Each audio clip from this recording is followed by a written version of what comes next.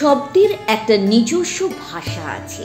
অতিরিক্ত শব্দের প্রাবল্য যেমন পরিবেশকে দূষিত করে, তেমনি আবার কিছু শব্দ যা আমাদের মনকে প্রসন্ন করে।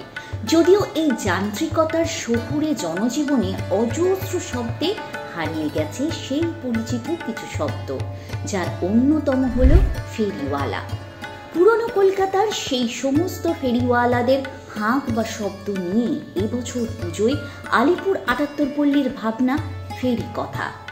রং তুলি, কাঠ, কাপড় ও বাঁশের মতো সামগ্রী দিয়ে তারা এবছর সাজিয়ে তুলেছেন মণ্ডপটিকে।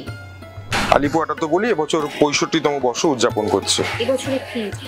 এবছরের আমাদের বিষয় এবং ভাবনা হচ্ছে ফেরি কথা, শিল্পী অভিজিৎ ঘটকের হাত দিয়ে।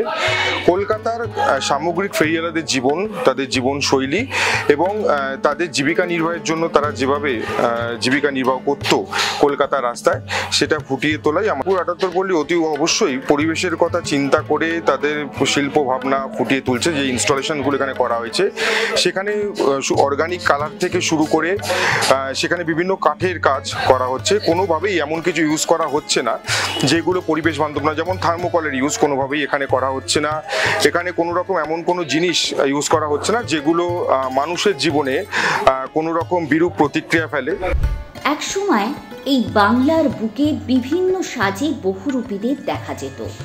আজ এই কর্মব্যস্ততার জীবনে সেই সব বহুরূপী প্রায় বিলুপ্ত।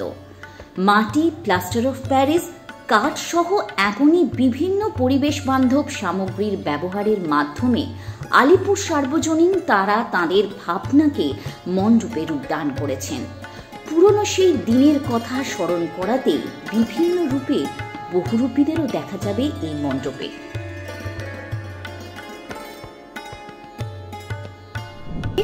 সবসময় আমরা মনে করি যে পরিবেশের কথা মাথায় রেখে যাতে কাজ করা যায় এবং পরিবেশ বিধি মেনেই আমরা সবসময় আমাদের মণ্ডপ তৈরি করি। আমরাও চাই যে পুজো উৎসব আনন্দে সবাই মাতি, কিন্তু দূষণমুক্ত হয়েই যেন সেই কাজটা হয়, তাতে আনন্দের মাত্রা আরো বেড়ে যাবে। থিম হচ্ছে সংকল্প। এখানে সংকল্প বলতে যে বহুরূপী মানুষ, যাদেরকে আমরা খুব কমনলি জানি সং হিসাবে, তাদের জীবনগাথা, তাদের জীবন সংগ্রামী এই মণ্ডপে এবারে আমাদের উঠে এসছে।